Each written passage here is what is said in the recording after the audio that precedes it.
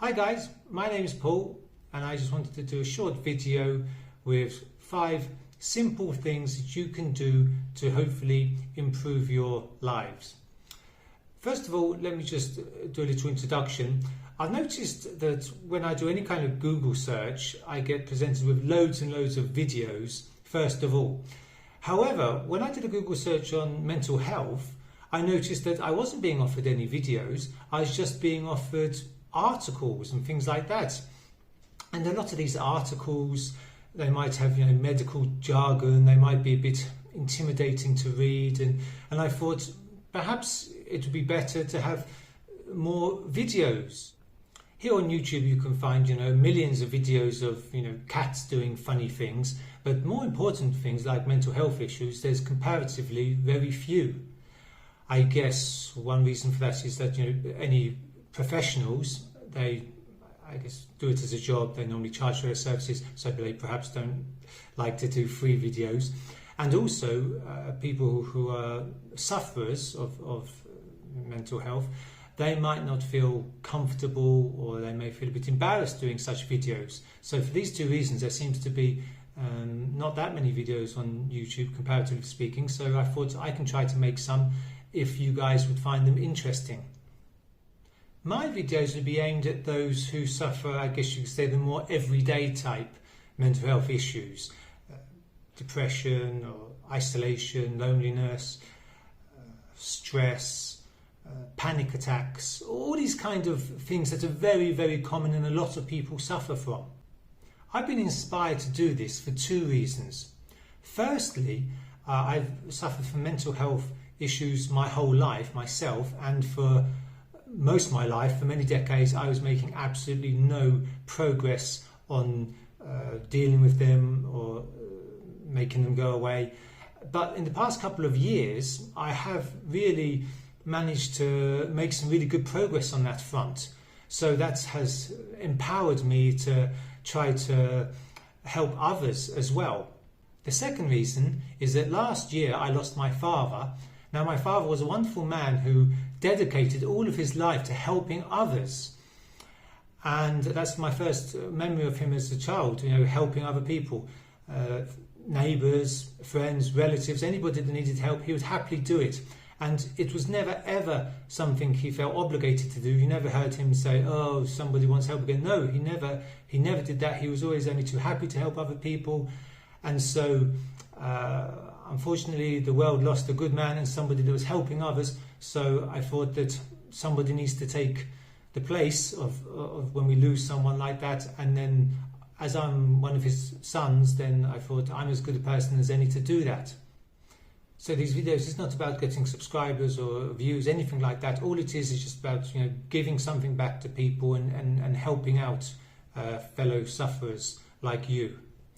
Unfortunately, I'm not going to be able to offer you any revelations here. It's just all very simple stuff that you know already. I'm sure you will know all of this stuff already, but sometimes it just takes a little prompt for you or to hear it from somebody else.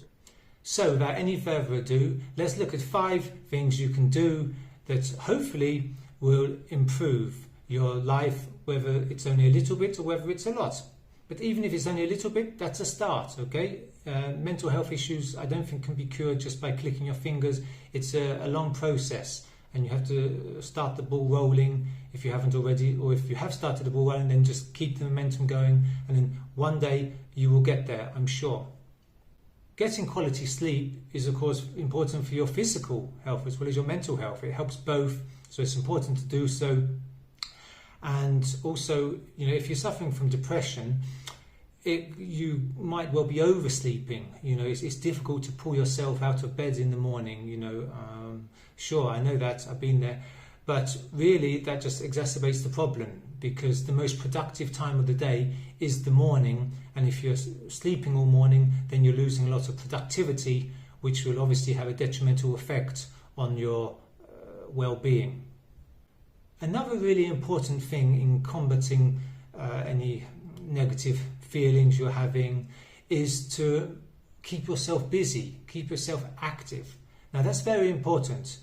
Again, I know from personal experience, when you're not being active, your mind can tend to wander, and generally it's going to wander into not very good places, I would say. So it's best to not have that idle time where negative thoughts can manifest themselves. It's better to keep yourself both physically and mentally active. If you keep yourself busy, then I'm quite sure you'll benefit from that, because you won't have time to have negative thoughts. You'll be too busy. So again, I know if you're suffering from some issues, you might not have the motivation to busy yourself, but try to dig deep within you and force yourself to keep yourself busy, and you'll definitely benefit from that. This one's an old favourite, I know, is you always get told it, don't you, by anyone, that, for your mental health to try to avoid alcohol. And I mean, it is really true. Alcohol, as everyone knows, it is a depressant, and sometimes it can confuse people, because if they drink alcohol for a few hours, they can actually feel better. You might get that buzz and you're actually feeling good for a few hours. But what you have to think is that for 2 or 3 days afterwards, you can have a come down and you'll feel worse. So really, it is definitely better to keep a calm, even, balanced mind to steer clear of alcohol. Now, if that's realistically not going to happen, well then at least, if you need the occasional glass of wine, then okay, no big deal, or a pint of beer, then that's fine, okay? But absolutely no getting hammered, guys, okay? That's the real problem, the getting hammered, getting drunk. You don't want to do that. It's very bad for your mental health directly, and also indirectly again, because the knock-on effects from that is you're wasting more money, you're eating more junk food, your sleep pattern is going to be disrupted, you'll probably have later nights, you'll sleep less. Again, so all these indirect things contribute to a much worse state of mind. So if you can steer clear of the alcohol, you'll be doing yourself a big favour.